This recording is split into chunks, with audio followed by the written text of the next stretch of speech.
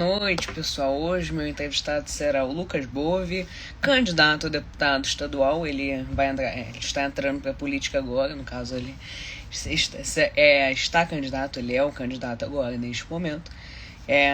Então hoje vai ser muito divertido, falaremos. A pauta principal dessa entrevista vai ser educação e doutrinação. E vai ser isso aí, pessoal. Vai ser muito bom. A educação vai ser a pauta principal daqui. E vai ser bem divertido. Bora lá? Vamos lá. Então eu vou desativar aqui os comentários primeiro, para começarmos. Depois no final, se eu tiver tempo aqui, se não tivermos passado de 1 hora, eu já ativo aqui logo. Mas vamos lá. Então deixa eu convidar aqui o Lucas. E Lucas Bove, enviando convite. Vamos lá. Tô animado, vai ser muito bom. Inclusive, me deem ideias depois de nomes para esse programa de lives aqui que eu estou fazendo. Que eu preciso de um bom nome para esse daqui. Que tá só Carlos Piloto Entrevista. É um nome muito normal. Não é nada muito criativo. Mas preciso de um bom nome. Mas agora, sem mais delongas, Lucas Bove, ele deve estar entrando agora. Vamos esperar, pessoal. Agora vai. Vamos lá agora. 1 hora de diversão. E semana que vem também haverá mais uma entrevista que estou marcando. Na verdade é sexta-feira. Em breve vocês saberão quem é o convidado. Deixa eu ver se o Lucas aceitou aqui. Me mandou. Agora vai. Essa rede social é difícil, hein? Vamos ver se... Olá! E aí? E aí, tudo bem? Tudo bom? E você? Tá me ouvindo bem? Tô te ouvindo bem, tá tudo bem. Tá me ouvindo bem? Perfeitamente. Bom. Então, Lucas, nos conte aqui. Quem é você? Bom, boa pergunta de primeira para me apresentar, legal. Eu tenho 34 anos, eu sou um empresário do ramo da construção civil. Eu tenho uma empresa aqui em São Paulo, eu sou de São Paulo, sou paulistano. Tenho uma pequena construtora, faço reformas de imóveis, construção de casas, enfim. Muito voltado para o residencial, mas também trabalho no mercado corporativo. Sou um cara que, aliás, vou fazer um parênteses aqui, eu tenho uma admiração muito grande por você, ô Carlinhos, e eu te acompanho de verdade desde muito antes de eu começar a pensar a me candidatar a alguma coisa. Cara, mas eu lembro de você, agora que eu tô pensando nisso, eu lembro de você, que você tava na minha conta reserva, alguma coisa assim também. Sim, sim, eu sigo sempre. Quando tem as contas reservas, eu sempre sigo, porque eu me vejo sem. Eu me vejo muito em você, assim, em alguns Ah, aspectos, sabe? Eu sempre gostei muito de política e o pessoal pegava no meu pé, uhum, tirava sarro, falava que eu era metido a besta, que eu não tinha idade para isso, o que eu estava pensando, vai brincar, esse tipo. uhum. Claro que não tinha internet naquela época, então era muito menos. Eu vejo o que você está sofrendo hoje aí, sou muito solidário. Mas eu sou esse cara, eu sempre gostei de política desde moleque. Eu estava brincando com os meus amigos, ou jogando bola, ou qualquer coisa, tinha debate, eu ia para casa ver debate. Ah, legal. Eu fazia eleição em casa, eu tenho uma irmã, eu fazia eleição em casa para ver quem ia ser o presidente da casa, sabe? Eu sempre gostei muito de política. E sempre fiz muita campanha na internet, nas ruas e tudo mais. Em 2019, 20, 2020, ou seja, não faz nem 2 anos.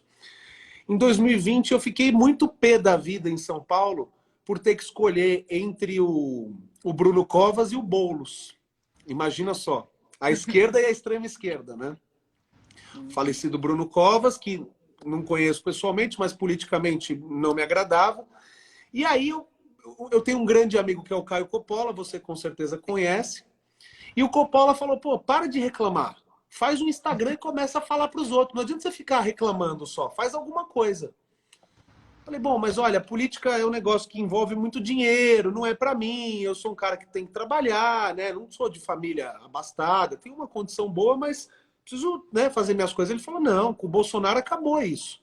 O Bolsonaro trouxe a internet para a política, trouxe uma revolução. Faz um Instagram e quem sabe você consegue estourar. E aí eu fiz, comecei a mexer e e fiz um vídeo chamado Laranjas do Novo, criticando o pessoal do Partido Novo, que, de novo, só tem o nome.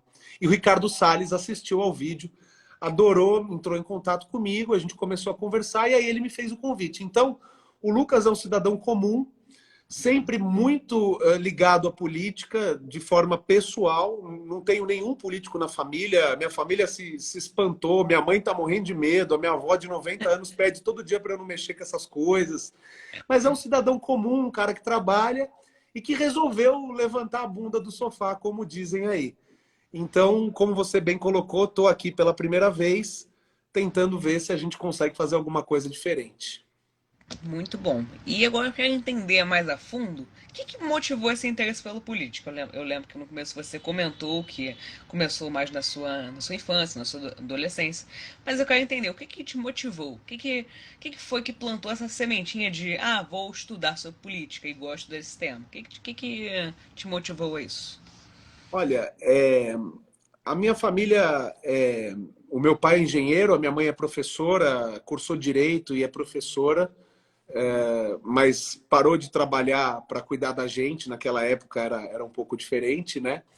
E são pessoas trabalhadoras, pessoas estudadas, portanto, mas são pessoas que nunca se acomodaram com a sua própria sorte, sabe? O meu pai, por exemplo, a minha mãe, essa questão dos debates, todo mundo assistia em casa, então não era uma coisa minha, era cultural, assim, olha, vamos assistir o debate, o meu pai me explicava. Então, o meu interesse veio muito dentro de casa mesmo, assim como acredito eu que os seus pais também tenham te incentivado, ou pelo menos te mostrado, né, o caminho, Sim. porque eu acho que o legal é isso, é mostrar o caminho e deixar o jovem pensar sozinho. Uhum. Né? Então, eles me mostraram o que era a política, me explicavam, enfim. Mas também vou te dizer uma coisa, muito disso eu acho que é uma coisa de vocação, sabe, Carlos? Eu acho que a política, assim como o cara que quer ser policial, que quer ser bombeiro, que quer ser médico, não estou comparando as profissões aí, tá? Eu acho que cada uma tem a sua relevância, mas eu acho que isso é uma coisa vocacional, não é uma coisa de escolha. Falar, eu quero ser político. Eu acho que a pessoa tem que nascer com um negocinho, entendeu? Então, tive na família o pessoal que me É, mostrou o caminho, que me explicou, mas tem uma coisinha de vocação, como eu acredito que você também tenha. Eu acho que isso é uma coisa que, se os seus pais quisessem te forçar a gostar de política, você não ia gostar, não é é, verdade? isso sim. Mas eu acho que tem que ter sim um pouquinho de carisma também ajuda. Também, acho que o carisma ajuda. Eu, modéstia à parte, acho que eu sou um cara carismático, assim, tento pelo menos. O que eu tento é transparecer sempre a verdade, sabe? Ser o mais sincero possível. Sim. Mas eu acho que o carisma conta muito. Você, por exemplo, é um cara super carismático e tá aí, bombando na internet e tudo mais. Mas tem que ter a vocação, porque é difícil, né, cara? Você sabe muito bem como é difícil a luta, né?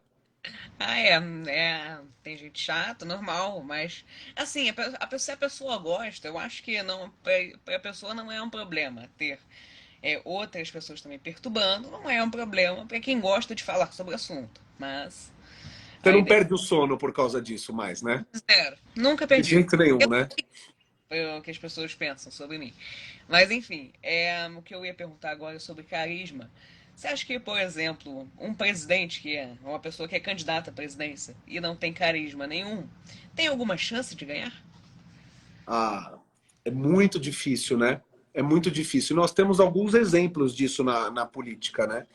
Se a gente pegar a história, vamos dizer, dos últimos 20 anos, não precisamos ir muito longe. Geraldo Alckmin, em São Paulo, ele foi eleito algumas vezes porque ele tinha um discurso muito forte, ele era um cara muito mais posicionado, bem posicionado do que é hoje, hoje não dá nem para falar. E ele era o anti-PT, por incrível que pareça, ele era o anti-PT. Então, para o governo do Estado, ele sempre foi muito bem votado. Mas para a presidência, a sua pergunta em relação à presidência, por exemplo, ele não conseguiu nunca. O José Serra é outro, que também era um cara que era tido como competente em São Paulo e tudo mais, nunca conseguiu ir muito longe. Foi disputar segundo turno, mas perdeu para Lula. Esses caras perderam para Lula, para Dilma, enfim. E hoje em dia a gente vê, você assistiu ao debate, aliás, Sim. eu acompanhei a sua análise, achei ela sensacional, tá de Olha, parabéns. Você viu lá o Dávila, por exemplo. Sim. É um cara que, como você bem colocou, tem boas ideias, fala sobre, né, assuntos relevantes, até algumas vezes ele falou de propostas que já estão em andamento, então a gente não entendeu muito bem ali, mas é um cara que, na minha opinião, nada contra, não o conheço pessoalmente também, mas na minha opinião falta o carisma, né? Você não acha? Eu acho que ele estava ali, não sei até se às vezes de nervoso e tal, mas eu acho que sem carisma, sem dúvida, o cara não consegue, não. Precisa de 60 milhões de pessoas votando nele, precisa ter carisma, não tem jeito, né? O Dávila, ele parece ser uma pessoa. Ele tava tenso, pelo menos, no debate. Tava nervoso, falando rápido, tentando. Às vezes gaguejava um pouco, normal. Mas igual É. aquela Simone Tebet. Putz, Simone ah, Tebet. não dá, né? Exatamente. Sabe, eu fico triste de verdade, porque eu acho que tem que ter mais mulher na política. A mulherada é melhor do que a gente em muita coisa, né, Carlos? Nós temos que reconhecer. Elas são mais cuidadosas, mais atenciosas, têm mais jeito. Via de regra, elas são boas executoras. Agora, o que não dá é para forçar a barra, colocar alguém lá, olha, mulher vota em mulher, coloca lá uma mulher que fez um papel de idiota na pandemia, na CPI do circo lá, do Covid.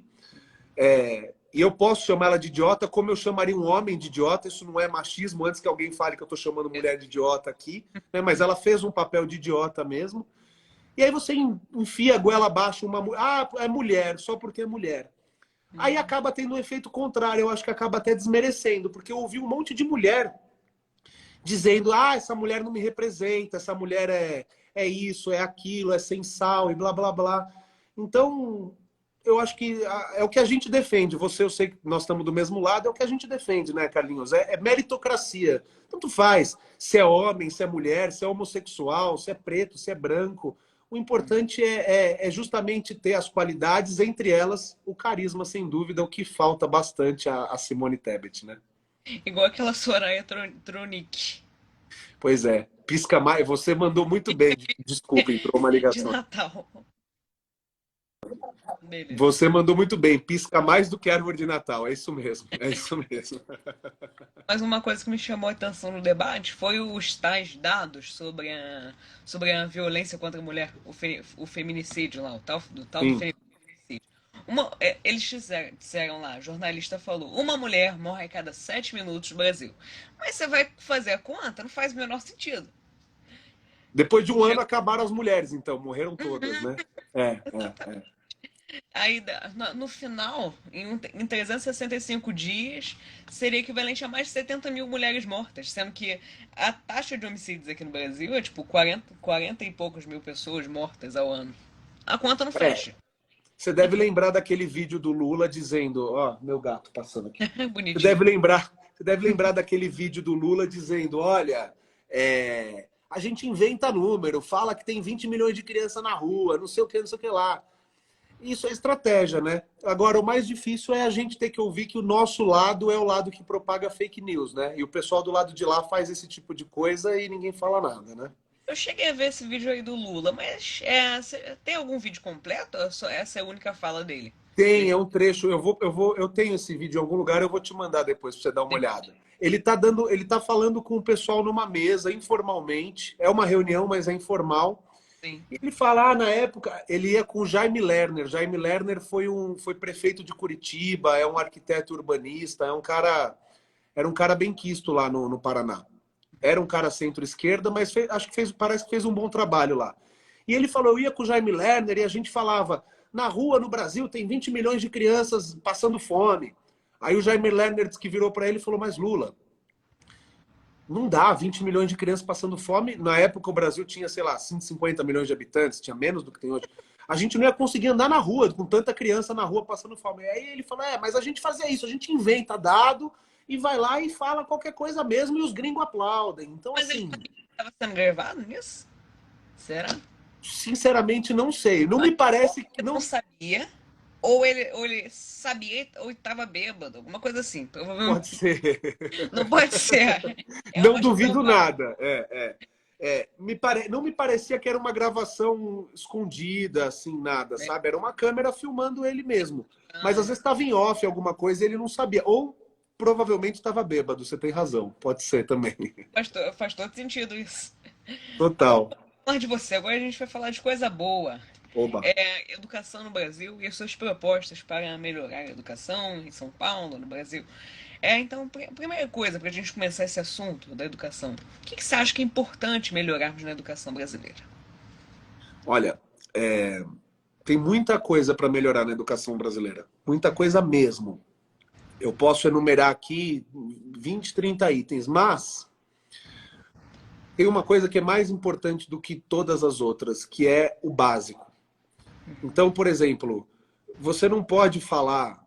Eu tenho várias propostas, eu te conto algumas delas aqui, tá? Mas a gente não pode falar, por exemplo, em ter aula de inglês nas escolas públicas, que eu acho que é básico hoje em dia. Você muito bem sabe que o inglês não é mais um diferencial. O cara tem que falar português e inglês, é o mínimo hoje. No mercado de trabalho, é assim, infelizmente é assim. Ou felizmente, não sei. Agora, como é que eu vou dizer que tem que ter aula de inglês em todas as escolas do Brasil? Enquanto, em grande parte delas, as crianças defecam num buraco no chão. Enquanto o professor está apanhando dentro da sala de aula porque não tem segurança.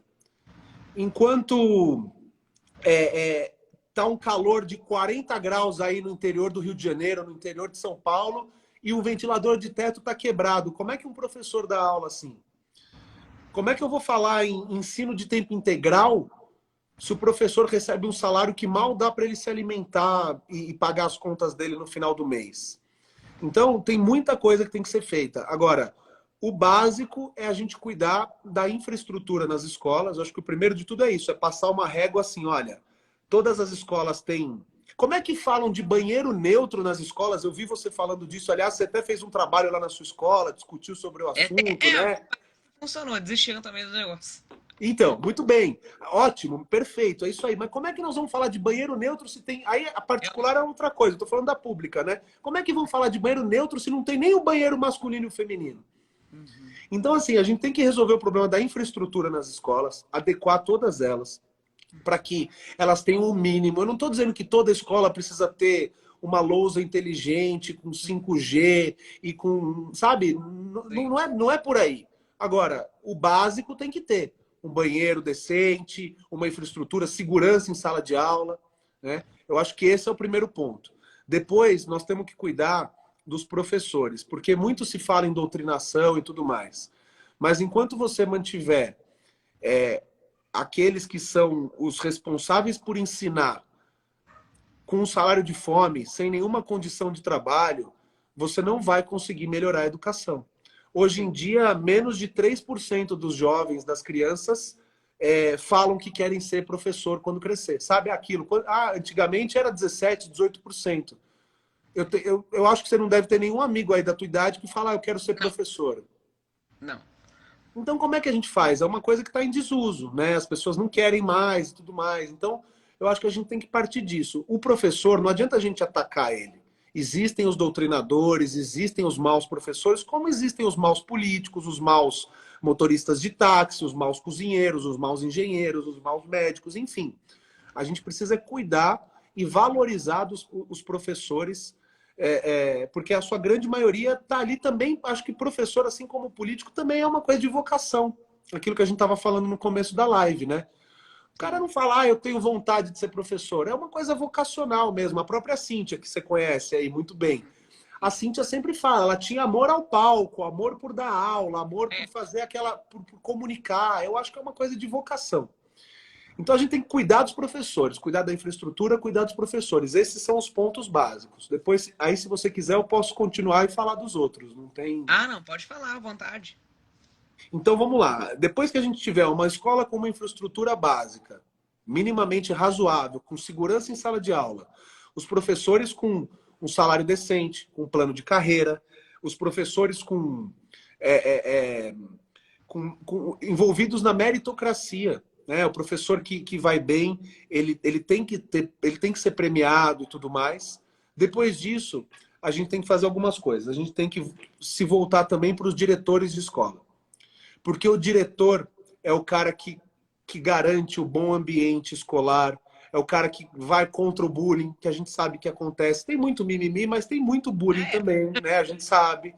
É o diretor que garante a assiduidade dos professores.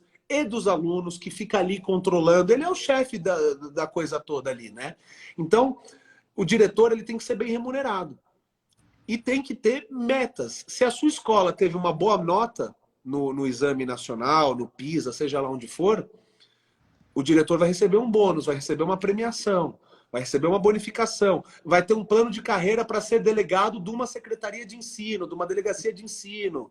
Enfim, tem que cuidar e valorizar os diretores também. Depois, eu acho que a gente tem que mexer rapidamente no currículo. Aí eu estou indo para as questões mais complexas, entendeu? Currículo escolar. Como eu te falei, inglês eu acho que é essencial. Não tem como, hoje em dia, essa molecada nas escolas públicas não terem aula de inglês. Noções de direito, por que não? Isso vai gerar emprego para centenas de milhares de advogados que querem dar aula e etc. E isso faz. E não é para o cara sair formado. Mas muita gente hoje quer sair do colégio e empreender.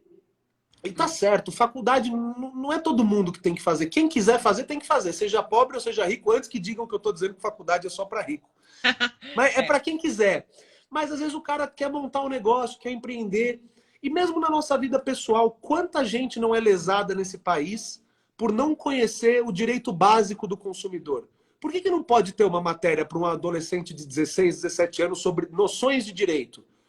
Para ele não ser enrolado na padaria, no mercado ou não sei aonde, para ele saber se ele está sendo contratado corretamente, o patrão dele não está enrolando ele, para ele montar um pequeno negócio se ele quiser montar. Então acho que tem que ter esse tipo de coisa. Aulas voltadas para os eletrônicos, mecatrônica, robótica, programação. Não é mais aula de Excel e Word, porque na minha época, eu tô 34 anos, né? Mas na minha época de colégio, tinha cursinho de Excel e Word. Hoje em dia é básico. Puta, sei lá, acho que nem usa mais. O cara tem que ser muito mais aprofundado no negócio, né? Então, assim, esse tipo de coisa. Aula de empreendedorismo e inovação. Então, assim, tem que modernizar o currículo fortemente. Eu acho que a gente tem que modernizar o currículo. E um dos pontos que eu acho mais importante e que a gente segue vacilando, porque ano após ano é a esquerda que domina, é inverter a pirâmide de investimento na educação. Hoje, mais de 70% do orçamento do Estado de São Paulo é gasto com universidade e 30% com escola básica. Como é que pode? Como é que pode a gente ter... A USP, só a USP, custa 6 bilhões por ano do ICMS paulista. E sabe qual é o problema, Carlos? Olha que louco isso. Se você é um cara inteligente, você vai entender rapidamente. Quem paga imposto? O ICMS? Todo mundo. Do mais rico ao mais pobre, o ICMS está embutido no pãozinho, em tudo que você... né? O ICMS todo mundo paga. Mas para quem faz mais diferença o ICMS no final do mês? Para o pobre. Exatamente. Porque faz mais falta. Ele é proporcional, é a mesma alíquota, mas para quem não tem dinheiro contado, o imposto faz mais falta no final do mês, do ano, enfim. Então, o pobre, proporcionalmente, se você fizer esse raciocínio, esse exercício, ele gasta mais percentualmente em relação ao que ele recebe do que o rico. Então, teoricamente, o pobre financia mais a faculdade, as universidades públicas do que o rico. Porque ele está gastando uma parte maior do salário dele. E quem está nas universidades públicas? O rico. Porque o rico estudou em colégio particular a vida toda. E aí ele está muito mais bem preparado. Eu fiz Mackenzie, é uma faculdade particular aqui de São Paulo. Tinham alunos, existiam alunos ali, não era FIES na época, era ProUni, que era um programa de bolsa, de alunos que vieram de escolas públicas e etc.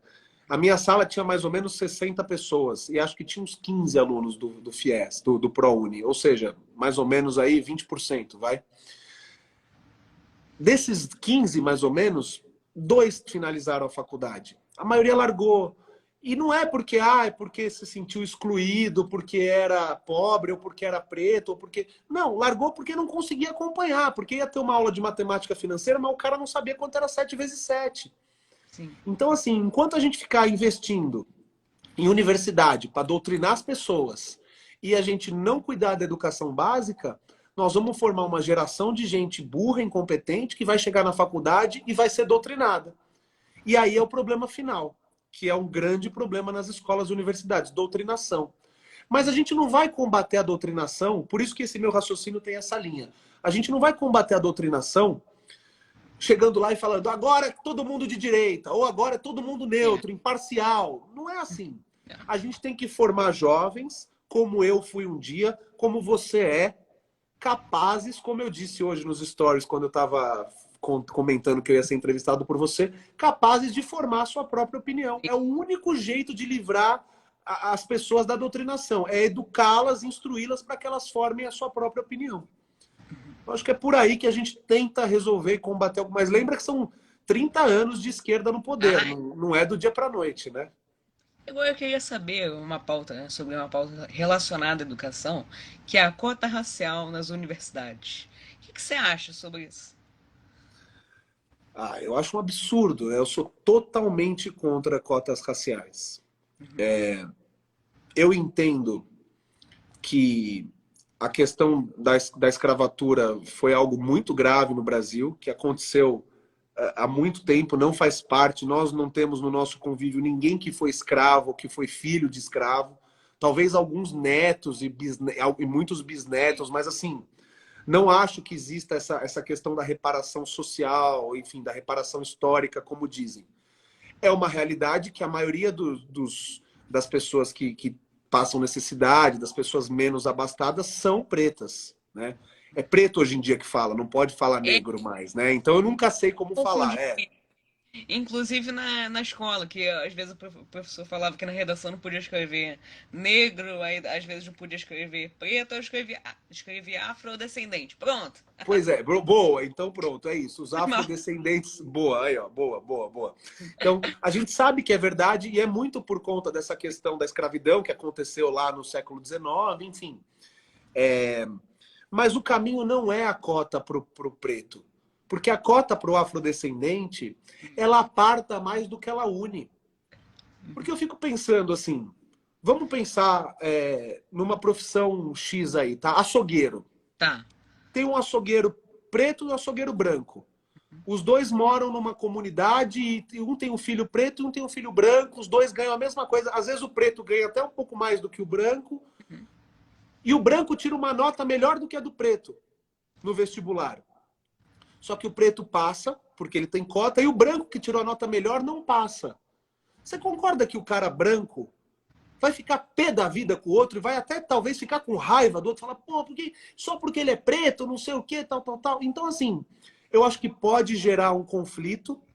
E mais do que isso, se a gente... Diga, pois não. Eu acho que sim, contribui com o preconceito, de certa forma. Exatamente, contribui muito. E sabe o que é pior?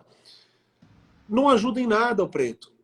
Não ajuda em nada. Porque se a gente quer eliminar o racismo, que não acredito nessas... racismo estrutural, tudo, mas é claro que tem muita gente racista. Existem racistas, como existem homofóbicos, como existem... Existe racista na esquerda também. Agora vai dizer que todo cara que é de esquerda não existe nenhum racista. Existe. Como existe homofóbico na esquerda e na direita, enfim.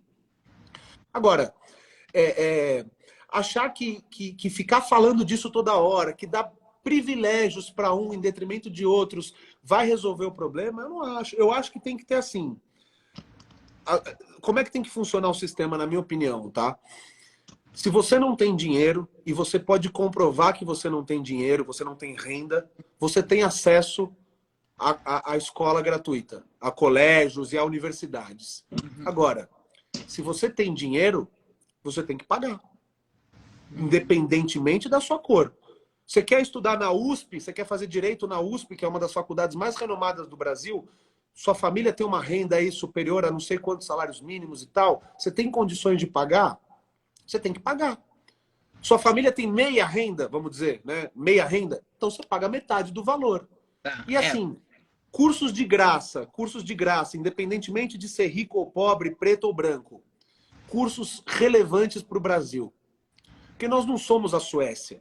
Quando a gente for à Suécia, a gente pode bancar com dinheiro público, que não é de graça, é do nosso imposto, a gente paga. A gente pode bancar para o menino lá do Leblon, da Vila Madalena, estudar História da Arte Contemporânea, ficar 20 anos, ele é pós-doutor em História da Arte Grega.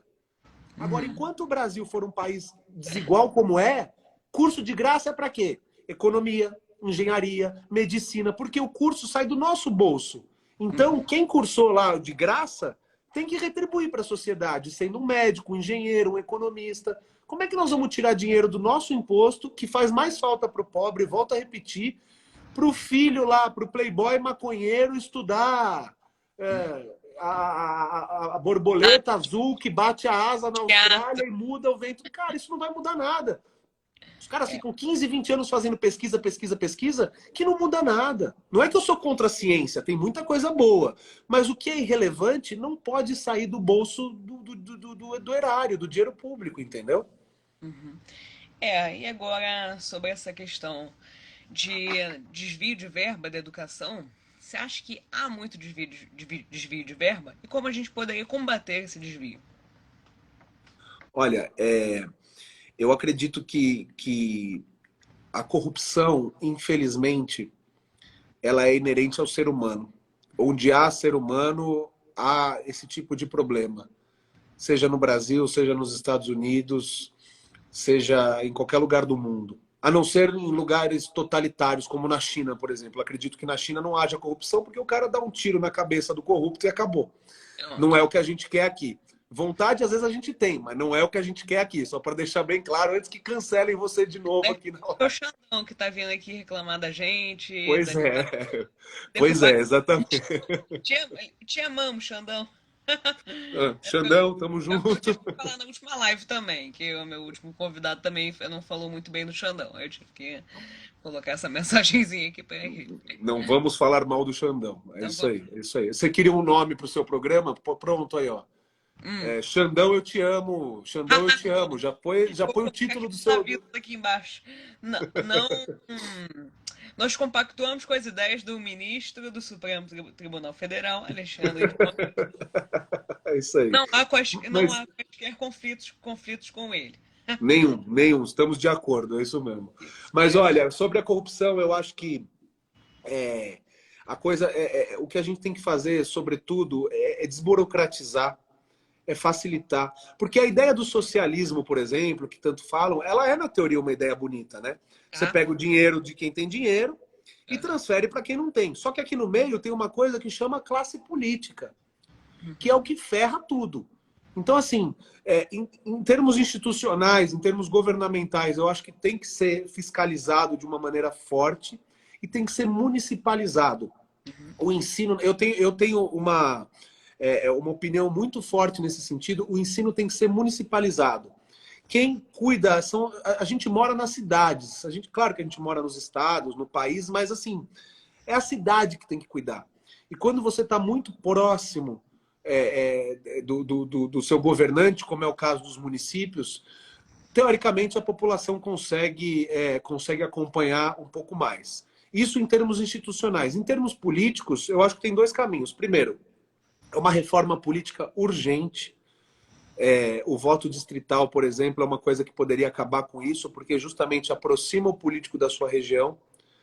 Então, eu sou da região de Ribeirão Preto, eu vou ter votos daquela região. Não adianta um cara lá de, vamos dizer, de Presidente Prudente, que fica 6 horas aqui de São Paulo, votar no cara lá de Santos, entendeu? Que fica 700 quilômetros de distância. Não vai ter como cobrar o seu político e tudo mais. Então tem que estar próximo. Até a estratégia de Brasília foi essa, para ficar longe do povo, né? E, cara, o principal que eu acho é o seguinte, é entrar para a política. O jeito de... Eu estou combatendo a corrupção ao entrar para a política. Porque é o que eu sempre digo, pode ser que eu entre lá e não consiga aprovar nenhum projeto. Pode ser que eu entre lá e não consiga fazer nada do que eu quero fazer. Mas uma coisa eu tenho certeza, eu vou sentar numa cadeira e vou ocupar o lugar de um político velho, tradicional, vagabundo, entendeu? Roubar eu não vou, fazer sacanagem eu não vou. Então, enquanto a gente tratar a política como um meio generalizado, onde todo mundo é corrupto, não, eu não vou me meter, isso e aquilo, a gente vai acabar sendo conivente com a corrupção. Então, acho que a maior forma é essa, é combater. Seja que nem você, que bravamente fala no Instagram, cancelamento atrás de cancelamento, xingamento atrás de xingamento, seja como eu, que estou entrando, dando a cara a tapa. Eu espero um dia ser seu colega no Congresso, em algum lugar aí. Acho que você é um cara que leva jeito e precisa entrar, porque a gente precisa de gente boa na política. Eu sei que você não gosta muito do assunto, né? Que você ainda fala, não sei, mas o que tiver ao meu alcance... Eu considero mais um pouquinho, mas ainda não... Mas se eu dissesse hoje, se alguém me perguntasse, no caso, você quer entrar para a política? Eu provavelmente iria. No momento, não. Não, de jeito nenhum, ainda. Você quer ser economista, né? Primeiro eu quero fazer faculdade e começar a organizar minha vida, depois eu quero pensar nisso. Então, mas assim, eu acho que é isso, tem que se planejar, mas em algum momento tem que entrar. Seja com 34 como eu, seja com 40, com 50, com 20 e poucos como o Nicolas, que é um cara fantástico, por exemplo. Tem que entrar. Se não for entrar, tudo bem. Então você ganha o seu dinheiro e faz campanha na internet, doa para os políticos que você acredita, ajuda, discute, briga, enfim. Participar da política de alguma forma. No mínimo, votar. Porque o cara que fala que vai votar nulo, que nem Lula nem Bolsonaro, não sei o quê, ele está deixando os outros escolherem por ele. Então, participar da política é o meio mais efetivo para combater a corrupção, na minha opinião. E agora uma dica para quem quer entrar para a política, quem quer ser um político, qual seria uma dica que você daria para essa pessoa? Bom, assistir aos seus vídeos eu acho que é um bom começo, que é uma forma... agora, momento puxa-saco do entrevistado. Momento puxa-saco do entrevistado. Assistam aos vídeos do Carlos Piloto, porque ele é ótimo nas suas análises. Pronto, já fiz a minha. Não, mas sério, eu acho que tem que estudar. Os seus vídeos, sem brincadeira, são muito didáticos, muito simples, muito fáceis de entender. Eu tento, nos meus vídeos, ter uma linguagem também um pouco mais simples, sem ficar de muita frescura. Acho que o Bolsonaro mobilizou muita gente por conta disso, dessa fala simples dele. Então, acho que assim, a gente tem que estudar, tem que se informar, tem que aprender, vai fazer curso, vai fazer fono, vai fazer media training, estuda, se prepara e não tenha vergonha. Eu acho que a principal dica é essa. Eu sou, apesar de ser político, de estar na política, eu não sou um cara tímido, mas eu sou um cara muito envergonhado para certas coisas. Hoje eu estava em Ribeirão, cheguei agora há pouco a São Paulo, e eu parei numa feira livre lá e desci sozinho, estava de carro, comecei a distribuir santinho na feira para o pessoal. Você já tem candidato, tal, vota em mim, nananã, olha, quero mudar, quero fazer, tal. Aí um para, conversa, outro fala, sai daqui, eu sou Lula, não sei o quê. Então, assim, tem que dar, cara. Foi assim que eu comecei, eu coloquei os vídeos na internet, comecei a fazer, e olha só, eu tive com o Bolsonaro uma meia dúzia de vezes, tive com o Tarcísio umas outras tantas, estou ao lado do Ricardo Salles, que na minha opinião é um dos políticos mais relevantes da atualidade, fora tantas outras pessoas que eu tive o prazer de conhecer dentro da política, né? Então, assim, vai para cima, não tenha medo, vai errar, vai fazer besteira, vai ser difícil mesmo, mas a principal dica que eu tenho é essa: estude, se prepare e não desista. É isso. Muito bem, Lucas. Então, agora eu quero entender. Já entendemos quem é o Lucas político, quem foi o Lucas na adolescência e na infância. E agora eu quero entender como é e quem é o Lucas por trás das câmeras. Olha, eu sou um cara de hábitos muito simples, sabe? Sou muito caseiro mesmo. O meu tempo livre eu gosto de ficar em casa, eu gosto de andar a cavalo, eu gosto de bicho, eu adoro bicho. Também. Gato, cachorro, cavalo, qualquer tipo de bicho, adoro. Adoro um Netflixinho também. Não fumo, bebo. Já fumei, quando era mais novo, fumava, fiz essa besteira, consegui parar, não fumo. Bebo pouquíssimo. Prefiro Coca-Cola do que vinho. Aí o pessoal fica meio bravo, mas é isso. Carlos, eu sou um cara muito tranquilo, assim. E eu tenho uma... eu tenho uma dificuldade de me elogiar, sabe? Mas vou abrir uma exceção aqui. Eu me sinto uma pessoa, eu me vejo como uma pessoa muito boa, sabe? Eu sou o tipo de cara que vou almoçar fora num restaurante, sobra um pouquinho de comida, sabe? Que todo mundo fala, não, eu não vou levar. Eu mando embrulhar sempre e eu só entro na garagem da minha casa quando eu encontrei alguém na rua e entreguei o resto da comida, sabe? Eu sei que parece até meio snob, assim, mas eu acho que são poucas atitudes que a gente faz que mudam, sabe? É, putz, sou coração mole, sou um cara manteiga derretida pra caramba, me emociono, não tenho vergonha disso. Sou amigo pau pra toda obra. Tenho poucos amigos, mas aqueles amigos que sabem que se me ligar de madrugada e falar, ó, preciso de você, eu nem pergunto por que eu tô indo. Sou uma pessoa que tento fazer o bem, sabe? Sou católico, sou temente a Deus, mas isso não tem nada a ver com religião. Eu me sinto mal. Eu de verdade eu não quis falar isso quando você me perguntou o porquê da política, porque é muito papo de político mesmo. Uhum. Mas eu fico indignado. A Cíntia, você pode perguntar para ela, você que é amigo dela, ela vai te confirmar. Toda vez que eu passo na rua e eu vejo alguém passando frio ou passando fome, eu falo, meu, como é que pode ter esse bando de vagabundo metendo a mão no nosso dinheiro, roubando, enquanto tem outros seres humanos iguais a nós passando fome, morrendo de frio? Tem coisa mais absurda do que você acordar de manhã no quentinho da sua casa, ligar a TV e falar: esta madrugada morreram 8 pessoas de frio em São Paulo. Então, assim, isso são coisas que me tocam muito, esse tipo de coisa, sabe?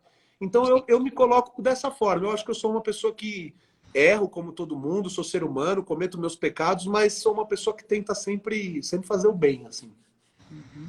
Agora a gente já estamos caminhando para o fim e eu quero fazer aqui uma brincadeirinha. Primeira vez que eu faço isso aqui. Então, Oba! as regras serão as seguintes. Será a seguinte, no caso. Eu vou dar nomes de candidatos à presidência. É uma questão hipotética, no caso. Nada real ou que vá acontecer. São só exemplos de candidatos. Eu vou dar alguns nomes aqui e você vai me dizer qual deles seria o melhor. Em qual desses nomes você votaria em um segundo turno? Não tem como anular e não tem voto em branco. Jamais anularia ou votaria em branco. Boa. Vamos lá, então. Num primeiro turno. Não, na verdade, vamos direto para o segundo turno. Tá. Um segundo turno entre Manuela Dávila e Boulos. Em quem você votaria e por quê? Meu Deus do céu, sério? Ahn, Putz, é difícil, hein? Votaria na Manuela Dávila, acho. Por Entre ela e quê? o Boulos, na porque eu acho que o Boulos é. O Boulos é. Ele é a reencarnação do Lula, assim. Ele é um Lula piorado, um Lula mais agressivo. Eu acho que a Manuela, até pelo fato de ser mulher, né? E veja que não tem nada a ver justamente com o sexo, mas é o que eu te falei, a mulher tem algumas qualidades, às vezes, eu acho que a Manuela seria um pouco mais maleável. O Boulos me parece mais radical do que ela. Apesar de, né, os dois serem aí, é o Sim. estrume contra o esterco, né? Mas tudo bem, tem que escolher um dos dois, eu acho que eu vou de Manuela. E mais uma aqui. Marcelo Freixo e Lula. Meu Deus, Marcelo Freixo tinha que ser. No Lula não dá, de jeito nenhum. Por que o Ainda Freixo? bem que é hipotético, porque Imagina. Por votaria no Freixo, acho, porque é péssimo também, né? Uhum. É mais fácil eu dizer porque eu não votaria no Lula, porque ele é o maior bandido, o maior corrupto de toda a história desse país e, quiçá, do mundo. Eu acho que não teve um político que fez tanta falcatrua quanto ele. Então, Lula nunca. E por que não Freixo? É porque o Freixo, no caso. Porque o outro é o Lula. Faz todo sentido. Não, Mas você vê o Freixo, ó, eu faz, vou fazer o que eu falei da flexibilidade, né? Que sim. esses caras não têm. Putz, é difícil falar assim sem conhecer. Eu não gosto de atacar pessoalmente, mas me parece que há uma falha de caráter muito grande nesse tipo de gente, sabe? Não o conheço para dizer, mas outro dia eu vi uma declaração, nem sei se é verdade, eu vi uma declaração dele dizendo que ele mudou de ideia e que agora ele é contra a liberação das drogas. É, acho que ele falou alguma coisa assim. Eu vou até pesquisar Então, quando, vou ver. Então o Freixo talvez seja como a Manuela um pouco mais flexível. Eu acho que não, acho que é mentira, que está fazendo isso só para ganhar voto, mas você me obrigou a escolher, eu não vou fugir da raia, não. Beleza, e agora mais uma brincadeirinha antes de terminarmos. Eu vou falar aqui um nome de alguém e você vai me definir essa pessoa em uma palavra. Bora. Então, vamos Vamos começar. lá. Felipe Neto. Sem noção. Por quê? Porque ele vive fora da realidade totalmente, né? Ele quebrou a empresa de coxinha lá de frango e virou vegano. Ele tinha um discurso inovador e apoia o Lula. Vive naquele mundinho dele, né? É como você sempre diz aí, é um socialista de iPhone, né? É sem noção. Ele não tem, literalmente, ele é sem noção. Ele não tem noção da realidade. Não sabe o que está acontecendo no Brasil e no mundo. Concordo. E agora, Anitta. Eu não posso falar a palavra que veio na minha cabeça, né? Eu acho que o Instagram. Vamos manter o decoro. A Anitta. Ah, nossa, é podre. Podre, a palavra é podre. Nem precisa de muita definição nisso, Não não. é podre, eu vou usar podre para ser, né, como diria a professora, um Então, eufemismo, né? sim. Porque sabe o que acontece? O que mais me deixa chateado com esse tipo de gente é que, assim, podre em todos os sentidos. Ela tem um comportamento podre, ela é um exemplo podre, Uhum. ela se veste de uma forma podre, as músicas dela são podres, o linguajar dela é podre, a forma dela tratar os outros é podre, as tatuagens que ela faz são em lugares podres. Então, assim, mas o que mais me enoja é que é uma pessoa que tem na mão a possibilidade de influenciar toda uma geração. E ela influencia não porque ela tem convicção, porque não sei se você se lembra, no começo a Anitta foi cobrada para se posicionar, por não Sim. se posicionar. Ela era neutra. Eu nem acho que a Anitta era petista desse jeito. Ela só faz isso porque se ela não fizer, ela vai ser cancelada, ela vai perder dinheiro. Então, assim, socialismo para os outros, capitalismo para mim. Ela não defende. Olha, se a Anitta defendesse o que ela acredita, eu diria para você assim: olha, ela é uma louca, ela é doente, ela é desvairada, mas ela tem um ideal. Não, ela faz aquilo porque ela faz aquilo pelo dinheiro, porque os outros querem que ela faça. Você chegou, deve ter visto alguns trechos das lives dela com a Prioli. Ela não sabe nem. Aquilo é, aquilo é uma raridade, um tesouro nacional. Carlos, Meme. você é um cara acima da média, mas qualquer cara de 13, 14 anos aí, mesmo que não tenha nenhum tipo de estudo, sabe minimamente mais do que a Anitta. Então É, ali tá claro que ela não tá fazendo aquilo por deputado. ideal, ela faz aquilo porque é o trabalho dela. Então Uhum. ela influencia, sei lá quantos seguidores ela tem, 10, 20, 30 milhões, ela influencia uma geração, fala mal do Brasil lá fora, o que é para mim uma das 70, piores coisas que um brasileiro pode fazer. Oi? 70 milhões de seguidores, se eu não me engano. Pois é, olha que absurdo. E fala mal do país dela lá fora, fala mal aqui dentro e não contribui em absolutamente nada. Nada. Que se ela defendesse o Felipe Dávila do Novo, tudo bem, ela acredita em outra Sim. coisa tal. Mas desculpa, defender a volta do Lula, então é podre. Agora, vamos para os nomes de direita, mais legais. Boa. Bolsonaro. Mito. Por quê? Cara, o Bolsonaro, a gente brinca desse negócio do mito. Ele até já explicou que o apelido era de palmito, porque ele Sim. tem as pernas brancas, enfim. Mas você teve com ele, né? Uhum, já. É um carisma ímpar, é Uhum, um negócio de louco, assim, é de uma humildade única, e é um cara que. Claro que ele é político, sim. claro que ele não é bobo, muita coisa do que ele faz não é por acaso, mas é um cara que conseguiu. Eu acho que ele vai se reeleger, tá? Eu acredito piamente que o povo brasileiro não vai escolher um ladrão de volta e vai saber reconhecer os méritos desse governo, que não são poucos, não são poucos. O Brasil está muito bem, obrigado, se você comparar com o resto do mundo nesse cenário de crise e guerra. Mas é um cara que consegue trazer multidões para o lado dele só falando a verdade. Porque ele pode ter uma inteligência ali, o Carlos mexe o filho dele, seu xará, mexe nas redes sociais, tem uma militância, tem o antipetismo, mas ele fala a verdade, sobretudo. Ele é um cara realmente diferenciado, ele é um mito. O mito é aquilo, né? Eu não sei a definição literal, mas o mito é aquilo que é fora do comum, né? Ele é totalmente... Eu tive com ele na Marcha para Jesus, por exemplo, 1º de maio aqui em São Paulo. E eu tava em cima do trio, ao lado dele, tem até uma foto nossa, assim, e tava aquele mar de gente. Aí eu virei para ele e falei, presidente, que pesquisa que nada. O senhor tem noção que esse pessoal tá aqui por sua causa? Que maravilha. Eu achei que ele ia falar, pesquisa nada, não sei o quê. Sabe o que ele falou? Não, hoje a marcha é para Jesus.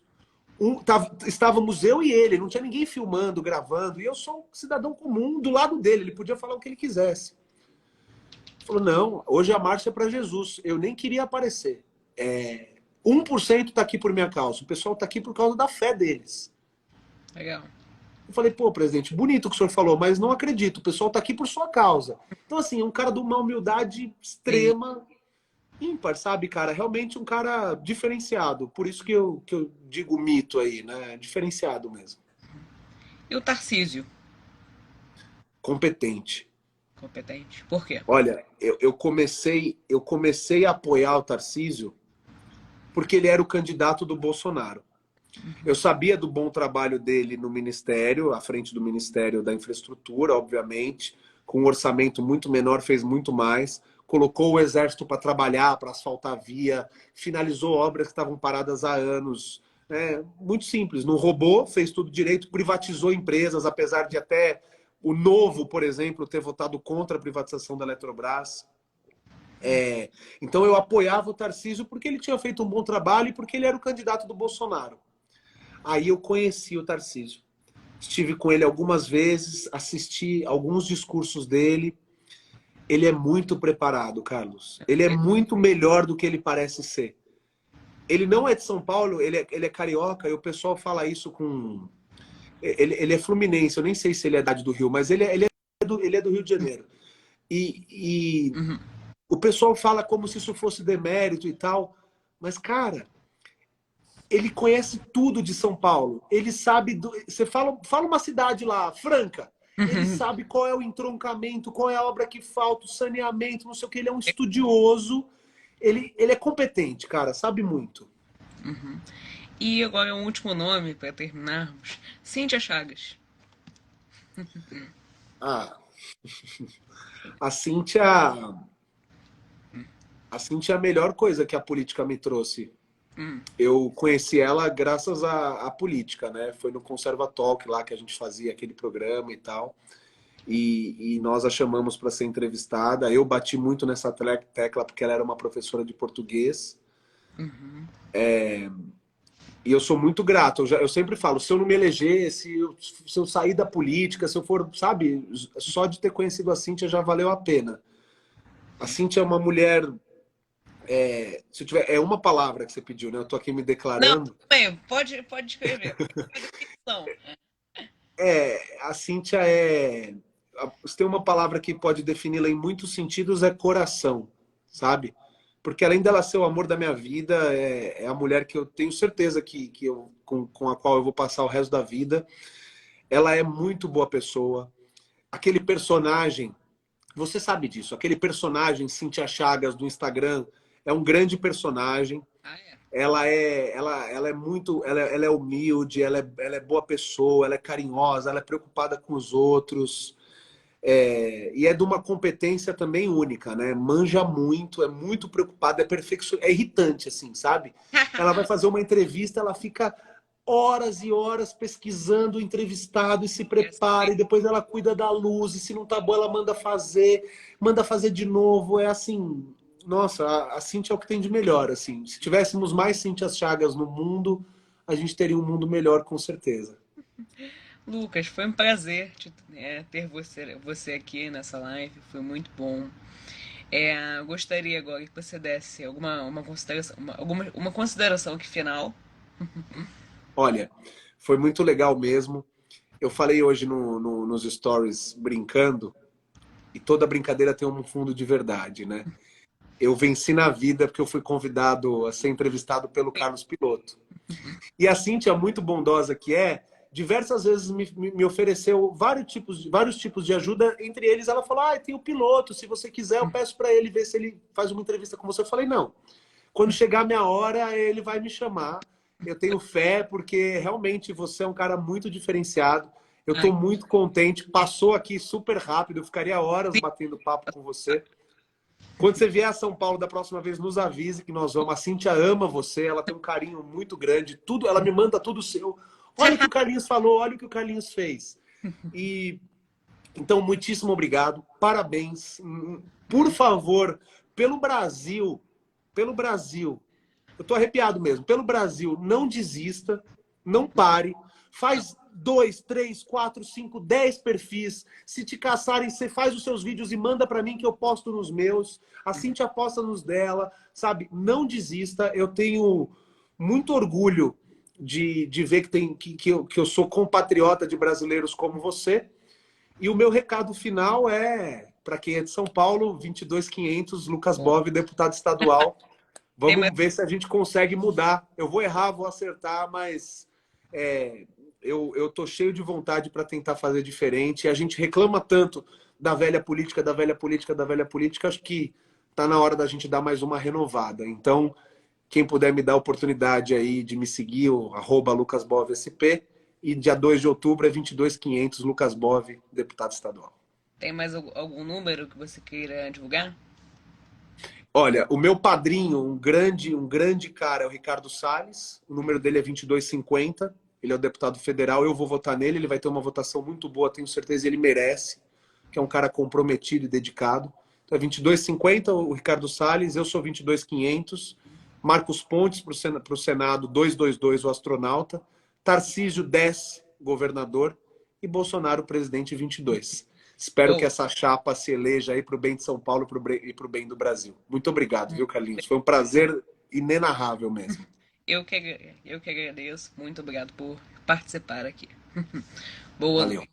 Boa noite. Boa noite, gente. Obrigado.